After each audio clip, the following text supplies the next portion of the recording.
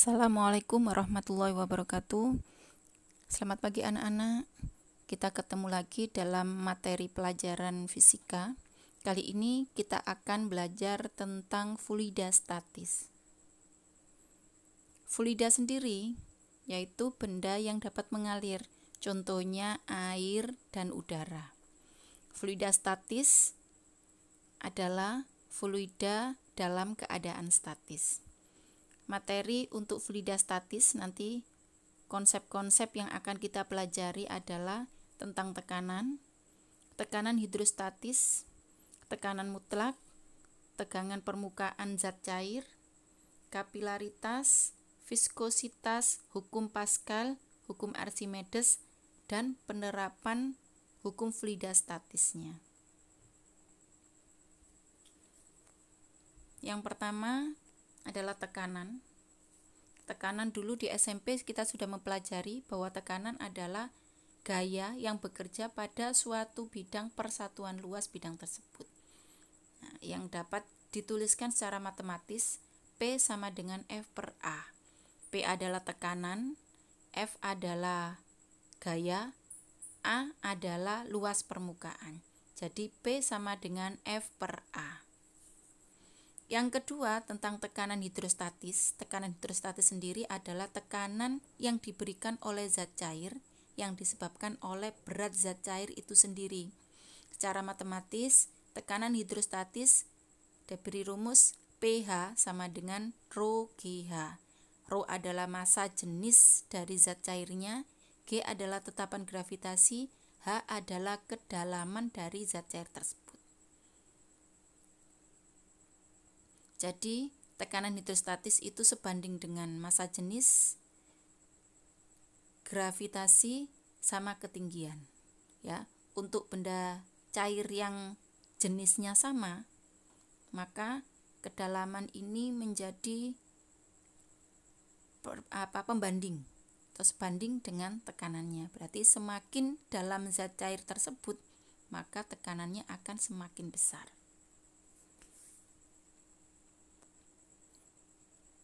Ya, untuk tekanan hidrostatis pada bejana yang berisi gabungan fluida, maka tekanan hidrostatisnya adalah jumlah total dari tekanan hidrostatis tiap fluida atau tiap jenis fluida. pH sama dengan jumlah dari ρ GH. ρ I kali G kali HI. I adalah jenis fluidanya.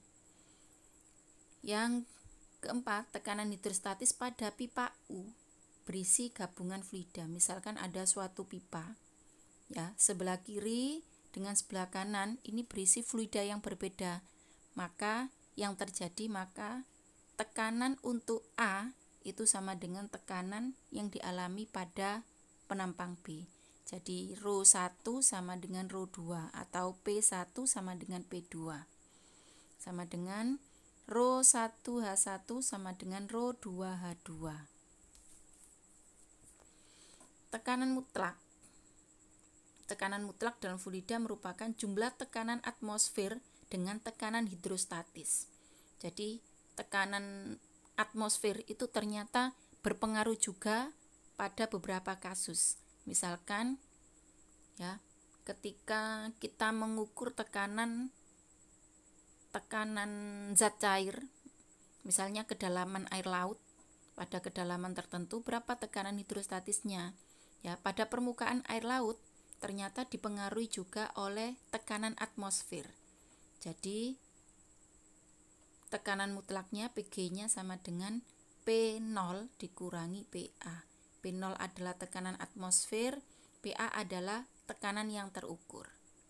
Ya, sehingga bisa dirumuskan P sama dengan P0 plus ρ GH. Ya, jadi tekanan atmosfer permukaan juga berpengaruh jika tekanan permukaannya tadi ada. Kemudian tegangan permukaan zat cair. Tegangan permukaan terjadi karena adanya kohesi di bawah zat cair yang lebih besar daripada kohesi di permukaan zat cair, sehingga permukaan air akan cenderung mengkerut membentuk luas permukaan terkecil sekecil mungkin. Ya, kalian pada kehidupan sehari-hari kalian pernah mendapati serangga itu dapat berjalan di atas permukaan air. Ya, mengapa seperti itu? Padahal massa jenis serangga itu lebih besar daripada massa jenis zat cair. Mengapa dia tidak tenggelam?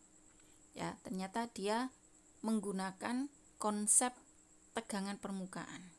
Jadi, permukaan zat cair itu memiliki tegangan yang bisa dimungkinkan serangga ini bergerak di atasnya.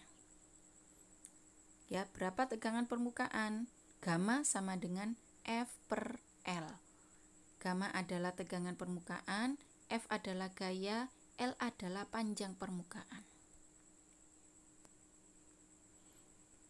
Selanjutnya, surfaktan, surface active agent, adalah zat yang dapat mengaktifkan permukaan karena cenderung untuk terkonsentrasi pada permukaan atau antarmuka. Sabun merupakan salah satu contoh dari surfaktan. Ya, ini sabun ini ternyata juga bisa membuat lapisan, ya, lapisan, sehingga sabun ini memiliki tegangan permukaan juga yang lumayan besar. Yang kedelapan, kapilaritas adalah peristiwa naik turunnya zat cair pada pipa kapiler. Kapilaritas dipengaruhi adanya kohesi dan adhesi antara zat cair dengan dinding kapiler. Ya, sistem prinsip kapilaritas ini contohnya pada naiknya minyak ke sumbu. Nah, itu contoh dari kapilaritas. Ya, untuk kapilaritas sendiri, kenaikan penurunan fluidanya bisa dihitung menggunakan rumus H sama dengan 2 kali gamma cos theta dibagi rho GR. H adalah kenaikan atau penurunan fluida, gamma adalah tegangan permukaan, theta adalah sudut kontak, rho adalah massa jenis zat cair, G percepatan gravitasi, R adalah jari-jari kapilaritas. Selanjutnya adalah peristiwa viskositas. Ya, saat kita ini ada suatu benda contohnya ya. Jika dilepaskan pada suatu zat cair, ternyata akan menimbulkan gesekan. Sehingga benda ini akan bergerak bisa lebih cepat atau lebih lambat pada fluida yang berbeda. Ya. Nah, gesekan tersebut dinamakan viskositas fluida. Makin besar viskositas fluida, makin sulit benda bergerak dalam fluida tersebut. Bisa dikatakan viskositas adalah tingkat kekentalan benda. Ya, gaya Stokes, ya, gaya yang dialami tadi, namanya gaya gesekan tadi, bisa dirumuskan Fs sama dengan N 6N pi RV. Ya, Fs adalah gaya Stokes, N adalah koefisien viskositas, R jari-jari bola, V adalah kecepatan bola. Nah, ini kecepatan bola akan bertambah karena percepatan gravitasi bumi. Akibatnya bola mencapai kecepatan terbesar yang tetap dan dinamakan kecepatan terminal. Bisa dihitung menggunakan rumus berikut. Hukum-hukum yang terjadi yang ada di fluida statis, ya, ini ditemukan oleh Pascal sehingga disebut dengan hukum Pascal. Menurut Pascal, tekanan yang diberikan pada suatu fluida dalam ruang tertutup diteruskan tanpa berkurang ke setiap titik dalam fluida dan ke dinding bejana. Ya, jadi ini misalkan ada suatu bentuk pipa U. Ya, ini penampangnya berbeda. Ini F1, ini F2, ini A1, ini A2. Misalkan kita berikan tekanan pada F1, di dalamnya pipa U ini adalah fluida ya. Misalnya kita beri tekanan pada F1, maka fluida akan menekan ke penampang satunya. Ya, untuk prinsip ini biasanya digunakan pada dongkrak hidrolik. Konsep yang berlaku berarti P1 sama dengan P2. F1 per A1 sama dengan F2 per A2. Ya, jadi gaya yang diberikan di A2 itu bisa diukur menggunakan rumus ini. Yang kedua adalah hukum Archimedes. Hukum Archimedes dulu SMP juga sudah diajari bahwa Archimedes ini berlaku pada benda yang tercelup pada suatu fluida.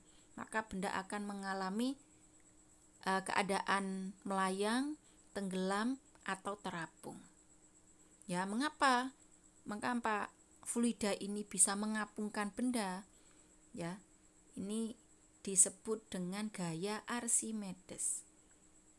Bahwa suatu fluida ini memiliki gaya angkat ke atas yang sama dengan berat fluida yang ditambahkan, yang dinamakan dengan gaya Archimedes. Dirumuskan Fa sama dengan rho GV.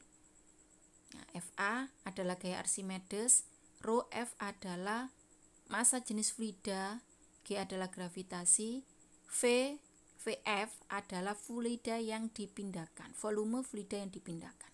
Atau kalau biasanya saya sebut V tercelup, berarti volume benda yang tercelup. Gaya Archimedes juga bisa dicari menggunakan rumus benda tersebut di udara beratnya berapa dikurangi berat benda tersebut jika dimasukkan pada zat cair. Jadi Fa sama dengan W di udara dikurangi W di zat cair.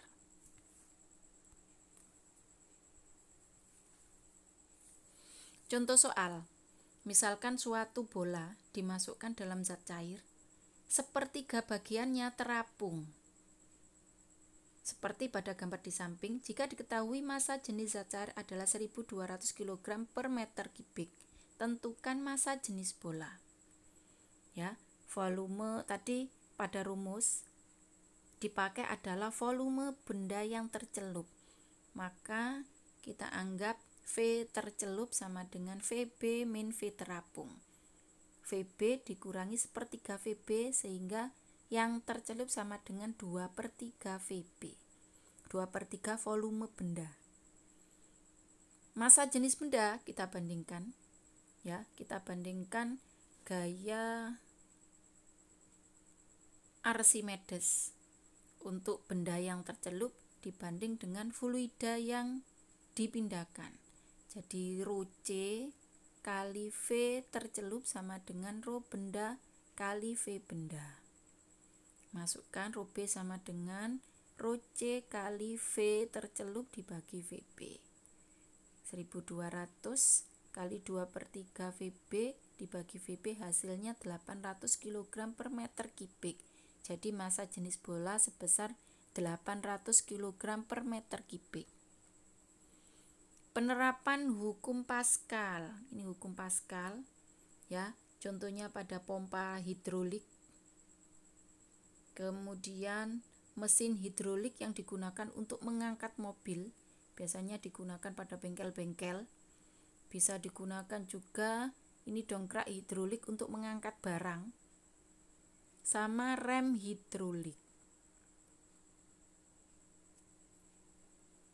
Kalau penerapan hukum Archimedes, itu penerapannya pada peristiwa benda terapung, melayang sama tenggelam. Benda terapung itu jika Fa lebih besar dari W. Gaya Archimedesnya lebih besar daripada berat benda. Jadi gaya tekan ke atas air itu lebih besar daripada berat benda. Syarat benda terapung itu massa jenis fluida harus lebih besar daripada massa jenis benda, sehingga fluidanya tadi bisa mengangkat bendanya. Benda melayang syaratnya adalah gaya Archimedesnya sama dengan berat benda. Ya, atau syarat benda melayang massa jenis fluida sama dengan massa jenis benda. Syarat benda tenggelam Itu jika gaya Archimedes lebih kecil daripada berat benda, atau massa jenis fluida lebih kecil dari massa jenis benda. Ya. Lanjut, untuk penerapan hukum Archimedes itu pada hidrometer, kemudian kapal selam, kapal laut, ya, kapal laut, kapal selam ini massa jenisnya lebih besar. Dilihat dari bahannya, massa jenisnya lebih besar. Mengapa dia bisa terapung? Nah, maka bendanya tadi ya bisa diisi udara sehingga dia bisa mengapung. Isi udara sehingga massa jenisnya lebih kecil daripada massa jenis zat cairnya. Kapal laut, terus ini balon udara, ya, ini adalah contoh-contoh dari penerapan hukum Archimedes. Contoh soal, ya. Hendra dan Henry membuat model kapal menggunakan 40 kaleng bekas, tiap-tiap kaleng memiliki massa 50 gram. Kapal tersebut dicoba di air sungai yang memiliki massa jenis 1000 kg per meter kubik. Saat kapal tercelup seluruhnya, massa yang berada di atas kapal sebesar 8 kg. Berapakah volume tiap kaleng yang digunakan Hendra Henry untuk membuat model kapal? Ya, jadi FA sama dengan W ditambah W kapal. Ya, gaya Archimedes-nya itu sama dengan W ditambah W kapal. Ya. Untuk FA, rumusnya tadi rho GV, yaitu rho air dikali volume kapal dikali gravitasi sama dengan M kali G. Massa kali gravitasi ditambah massa kapal kali gravitasi.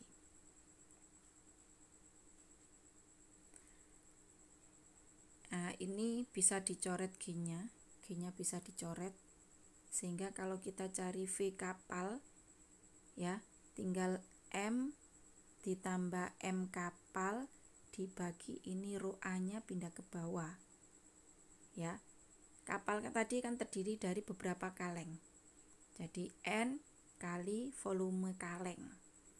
V kaleng sama dengan M ditambah N kali M kaleng dibagi N kali rho A. Sehingga 8 kilo ini adalah massa yang berada di atas kapal ditambah massa kapalnya tadi terdiri dari beberapa kaleng, ya, N kaleng. Jadi 40 kali 0,05 dibagi 40 kaleng kali rho A. Itu adalah massa jenis zat cair. Sehingga 10 kilo dibagi 40.000 sama dengan 250 ml. Ini adalah volume kaleng. Untuk latihan soalnya kalian kerjakan, ini ada 5 soal, ya. Kalian kerjakan, kemudian kalian tulis penyelesaiannya dan soalnya di buku tulis, kemudian dikirim via link yang dibagikan Bu Ani. Terima kasih. Semoga pelajaran kali ini yang kalian terima bermanfaat. Saya akhiri. Wassalamualaikum warahmatullahi wabarakatuh.